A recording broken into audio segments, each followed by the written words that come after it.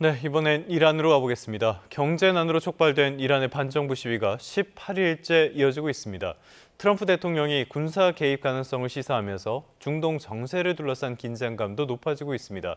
서상현 고려대학교 아시아-아프리카 개발협력센터 연구위원과 자세한 내용 살펴보도록 하겠습니다. 연구위원님 어서 오십시오. 예, 안녕하세요. 자, 지금 반정부 시위가 굉장히 커지고 있는데 여러 가지 보도들을 접해보면요. 지금 정확한 사망자 집계도 안 나오는 것 같아요. 지금 피해 상황이 어느 정도로 보십니까? 네, 지금 이란 정부가 공식적으로 인터넷을 지금 차단하고 있습니다. 네네. 그러다 보니까 지금 현재 사망자 수에 대해서는 추정치가 많이 나오는데요. 미국이나 노르웨이 기반을 둔 그 인권 단체에서 추정하기로는 예. 현재 약 한 6,500명 정도가 사상자가 발생한 것으로 나오고 있고요. 예. 그러나 이제 비공식적으로는 약 2만 명까지 최대 2만 명이요. 사망자가 발생했다 이런 또 추정치가 나오고 있는 상황입니다. 네. 알겠습니다. 보는 사람마다 간극이 상당히 큰데요. 인터넷을 차단한 것들, 이런 것들이 지금 뭐 해시태그를 달려서라든지 여러 가지로 퍼지고 있는 것 같아요. 인터넷 차단은 뭐 해가지고 어떤 여론을 통제하는 지금 상황은 어떻게 진행되고 있습니까? 지금 정부는 이제 시위가 사실 요즘은 다 인터넷을 통해서 이제 그렇죠. 모이고 예, 예. 또 조직화 되니까 정부 입장에서는 이제 시위 확대를 최대한 차단하기 위해서 인터넷을 막고 있는 상황이고요. 예. 지금 현재 그 스타링크를 통해서 미국에서는 인터넷을 사용할 수 있게끔 지금 현재 지원하고 있는 상황인데요. 네. 사실 이것도 그에 대한 뭐 스타링크를 할 수 있는 수신기가 제대로 보급돼야 되는데 사실 이것도 이제 만만치 않거든요. 그러다 이것도 보니 이란 정부에서 전파 방해를 강하게 하고 있다고 하더라고요. 그렇죠. 예. 그런 요인도 있고 그래서 아직까지는 이제 원만하게 인터넷이 사용되지 않은 상황이라서 정확하게 지금 현재 시위 현황이라든지 아니면 사상자 문제 이런 게 정확하게 나오지는 않고 있는 상황입니다. 네네네. 알겠습니다. 어떤 상황인지 저희가 알 수가 없기 때문에 걱정만 하고 있는데요. 그렇다면은 지금 이 시위가 왜 발생을 했고 왜 이렇게 커졌나 이 부분도 한번 살펴봐야 되겠습니다. 지금 경제난이 가장 큰 문제인 거죠? 그렇죠. 지금은 가장 큰 문제가 이제 경제난이었고 과거 2022년에 발생한 예. 시위 같은 경우는 이제 여성 인권 문제, 히잡을 쓰지 않았다는 이 사건으로 인해서 발생했지만 지금은 이제 경제난으로 이제 발생했는데 예를 들어서 지금 환율 같은 경우는 2015년 오바마 정부 때 이란하고 미국하고 핵 협상을 예. 했었거든요. 그 당시에 비해서 지금 현재 환율 가치가 44배나 가치가 하락하기 예. 때문에 그 문제가 있고 그로 인해서 이제 수입 물가가 당연히 이제 올라갈 수 없다 보니까 연간 한 45%, 50%에 가까운 예. 살인적 이제 물가 상승 이게 이제 기존에 어느 정도 중산층을 이루었던 상인들이 이제 더 이상 버티지 못하다 보니까 네네네. 결국 이제 시위에 나오게 된 거죠. 말씀해 주신 것처럼 제가 지금 그래픽으로도 보여드리고 있는데요. 이란의 리아라 환율이 어마어마하게 폭등한 모습들 확인이 가능합니다. 그래서 지금 이란에서 커피 한 잔 마시거나 빵 하나를 사려면은 포대에 돈을 담아서 다녀야 된다 이런 말까지 나오고 있는데 이란 하면은 석유 대국이기도 하잖아요. 그렇죠. 이렇게까지 경제가 나빠질 이유는 많지는 않은 것 같은데 역시 미국의 제재 같은 것들이 영향을 미치고 있는 겁니까? 네, 맞습니다. 사실 그 오바마 행정부 들어서 이제 미 이란 핵 협상했을 당시에만 해도 이란 굉장히 좋았습니다. 네. 그리고 이제 환율 가치도 아까 그래프에 보듯이 안정화되어 있었고 그런데 이제 트럼프 일기 들었으면서 다시 이제 이란에 대한 핵 협상이 사라지면서 이제 다시 미국의 강력한 압박이 들어왔었고요. 경제적인 예. 압박이 들어왔었고 이로 인해서 이제 이란의 최대 그 돈줄인 석유가 수출을 제대로 하지 못하다 보니까 외화 수급이 이제 원활하지 못한 상황이었고 그리고 다시 바이든 정부 때 어느 정도 또 바이든 정부는 이란의 그 석유 수출을 용인해 줬거든요. 예. 그런데 다시 또 트럼프 2기 정부 들어서서 다시 이란에 대한 경제 제재가 또 강화되다 보니까 지금 현재 이제 더 이제 물가가 올라가고 또 외화 수급이 안 되다 보니까 리아라 가치는 또 더 하락하는 예. 이런 또 악순환이 되고 있는 상황입니다.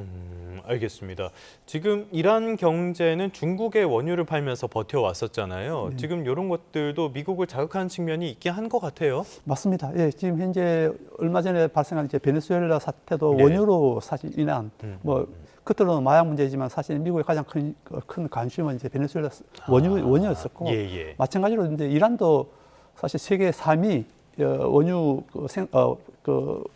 석유 매장을 갖고 있습니다. 예. 그리고 오펙 주요 회원국이고 이게 주로 이제 미국이 막는데 이게 이제 그림자 선단을 통해서 주로 이제 원유 수출이 중국으로 향하고 있거든요. 네. 그러다 보니까 또 미국 트럼프 같은 경우도 중국 경제가 가장 또 최일선이다 보니까 이란을 통한 어떻게 보면 또 중국에 대한 압박 이런 걸 또 노릴 수 있는 상황입니다. 알겠습니다. 지금 시위 상황 조금 더 살펴보자면요. 과거에도 이란의 젊은 세대들이 주축이 된 시위가 있었고요. 지금은 그런데 상인들까지 나서고 있다. 젊은 여성들도 나선다. 과거와는 많이 다른 모습을 보이는 겁니까? 네, 맞습니다. 아까 말씀드렸던 그 2022년 그 히잡 시위 같은 경우는 사실 이제 예. 여성 여기에 동조하는 젊은 남성들이 이제 기존 세대들과의 갈등 이게 주로 이제 시위의 하나의 목표였다면 예. 지금 현재는 이제 아까 말씀드렸던 급격한 물가 인상이라든지 그다음에 이제 이 식료품 같은 이런 그들이 필요로 하는 이런 식료품들이 사실 제대로 이제 공급이 안 되다 보니까 예. 모든 그 국민층 특히 이제 상인들 같은 경우는 기존에 하메네이 정권을 떠받쳤던 주요 층이었거든요. 네. 이들이 이제 물가가 오르다 보면 물건이 팔리지 않고 결국 이제 물건을 팔아도 남는 게 없다 보니까 이들이 사실은 이제 가게에 문을 닫고 시위에 동참하면서 시위가 확대된 상황입니다. 알겠습니다. 그런데 일각에서는 그런 말도 하고 있어요. 아직 군부라든지 상인 같은 엘리트층에서 완전히 돌아선 게 아니라서 이런 시위가 더 확산하거나 성공할 가능성은 그렇게 크지 않다. 이렇게 보는 시각도 있는데 박사님 어떻게 보세요? 제가 봤을 때는 가장 이제 하메네이 정권을 지금 현재 예. 뒷받치고 있는 게 사실 이제 이란 혁명 수비대. 네. 여기에다가 이제 민병대들이 이제 이 주축을 이루는데 이들 군대가 한 100만 명 가까이 됩니다. 예. 그러다 보니까 이들 이제 무장한 이들 그 군대들이 하메네이를 뜻받치는 가장 이제 중요한 지지층인데 사실은 뭐 고상위층 같은 경우는 지금 현재 정권을 지지할 수 있지만 대부분이 그 이하의 중산층 이하부터는 예. 지금 현재 상황에서는 정부의 그 실정에 대한 비판적인 이런 입장입니다. 네네네. 알겠습니다. 이런 진행 상황도 봐야 될 텐데 이번에 또 눈에 띄는 것 중에 하나가 저희가 그림도 준비를 했는데요. 젊은 여성들이 적극적으로 저항에 나서면서 히잡을 벗고요. 담뱃불로 하메네이의 사진을 태우고 이런 모습들 영상 저희 준비한 걸 보시면은 이런 모습들이 명확하게 담겨 있는데 이거는 이런 신정 국가 체제에서는 굉장히 이례적인 모습들인 것 같아요. 어떤 시사점이 있습니까? 네, 이게 지금 현재 그 시위를 갖다가 보여주는 가장 단적인 예가 아닐까 생각하는데요. 예. 사실 이란에서 여성이 히잡을 안 쓴다. 그리고 이제 여성이 또 담배를 또 이렇게 피우는 장면. 여기에다 가장 이제 그 이란의 가장 존엄적인 예. 상징적인 인물인 하메네이 그 국가 최고 지도자의 초상화를 예. 불에 태우면서 시위를 한다. 이거는 어떻게 보면은 그 북한하고 이렇게 좀 약간 그 비교해 말한다면은 뭐 북한 최고 지도자의 사진을 갖다가 태운다. 이럴 때면 이제 상상이 갈 수 있는 이런 상황인데요. 그만큼 이제 이란 국민들이 절박한 상황을 어떻게 보면 내포하고 있다 이렇게 보시면 될 것 같습니다. 알겠습니다. 많은 시사점이 있는 영상, 지금 세계적으로도 주목을 받고 있는 그런 영상이었는데요. 자, 이번 시위의 특이점을 한번 볼까요? 1979년에 이란 혁명을 통해서 팔라비 왕조가 축출이 되고요. 이란의 신정 체제가 들어섰지 않습니까? 네네. 그런데 이번 시위에 보면은 팔라비 왕조의 귀환 이런 것들이 계속 등장을 하고 있단 말이죠. 당시에 혈통도 방송에 나오고 있고 이런 모습들이 보이는데 이거에 대해서는 우리가 어떤 시사점을 읽을 수 있는 거죠? 일단 지금 현재 이란에서 벌어지고 있는 시위대는 구심점이 없습니다, 사실은. 예. 구심점이 없는 상황에서 시위가 벌어지면 사실 이게 장기적으로 가기가 힘들거든요. 예. 그러다 보니까 이제 일부 시위대에서는 하나의 구심점 역할을 갖다가 망명가 있는 팔라비 왕가를 이제 소환하지 않나 이제 이렇게 보고 있고, 그다음에 사실은 이제 이 이란 많은 기성세대들은 팔라비 왕조에 대해서는 호감이 좋지는 않거든요. 왜 그러냐면 이제 과거에 1979년 그 이란에서 이슬람 혁명이 발생한 요인이 팔라비 왕가의 그 부정부패, 그리고 특히 이제 기득권에 대한 이런 이익만 챙기는 이런 것 때문에 사실은 이제 이슬람 혁명이 발생했기 때문에 팔라비 왕가에 대한 호감도는 사실 뭐 높지 않지만은 단지 하나는 이제 지금 현재 하나의 구심점 역할을 찾을 수 있는 그런 차원에서는 팔라비 왕가를 이제 현재 소환하고 있다 이렇게 보시면 될 것 같습니다. 알겠습니다. 이러다 보니까 팔라비 왕조가 다시 나오는 그런 약간 이상한 상황도 발생을 하고 있는데요. 역시 가장 관심이 쏠리는 것은 미국이 어떻게 나설 것인가 이 부분이 아닐까 싶어요. 트럼프가 이 이란에 대해서 군사적인 개입을 할 수도 있을 것처럼 또 안 할 수도 있을 것처럼 모호하게 이야기를 하고 있는데 박사님께서는 개입 가능성에 대해서 어떻게 보십니까? 저는 무력 개입은 좀 낮다고 보고요. 예. 왜 그러면 지금 현재 무력 개입을 하려면은 사실은 이제 지중해나 아니면 이제 페르시아만 근처 인도양 쪽에 그 미국 항공모함이 와 있어야 되거든요. 그런 상황이 되지 않으면 지금 현재 미국이 그 이란을 타격할 수 있는 방법은 별로 없거든요. 그렇기 때문에 지금 현재 단기간에 미국이 이란을 타격한다. 그거는 사실 불가능하고 오늘 뭐 최근 뉴스에 보면은 이제 이 카타르나 중동에 있는 미국 자산들을 지금 현재 철수한다 이렇게 이제 소식들이 나오는데 사실 이것도 이제 이란을 압박하는 우리가 곧 너네들 가만히 있지 않으면 공격할 것이다 하는 하나의 시그널을 하나 주는 것 같고요. 물론 뭐 좀 이제 향후에 시간을 좀 벌어서 공격할 수 있는 채비를 갖추기 위한 하나의 수단일 수도 있는데 그것보다는 지금 현재 그 미 이란 원래 그 핵 협상이 지속되다가 또 최근에 좀 이제 중단되고 있는 상황인데 미국은 아마 이제 핵 협상을 통해서 이란과의 관계를 갖다가 좀 더 정상화시키는 방안 이걸 좀 노리지 않나 생각합니다. 그렇다면 어떻게 보면은 이란과의 핵 협상에서 어떤 마중물 같은 거를 기대하고 있는 게 아닌가라는 생각도 드는데 핵 협상 지금은 계속 지지부진하게 이어져 오지 않았습니까? 그렇습니다. 지금 현재 그 이란 행정부 대통령하고 외교부 장관은 사실은 이제 온건파입니다. 특히 지금 현재 페제시키안 대통령 그렇죠. 지금 현재 그리고 화해를 지금 이제 그 제스처를 내세우고 있는 그 아락치 그 외교부 장관 같은 경우는 2015년 미국하고 이란하고 핵 협상할 때 주역이었습니다.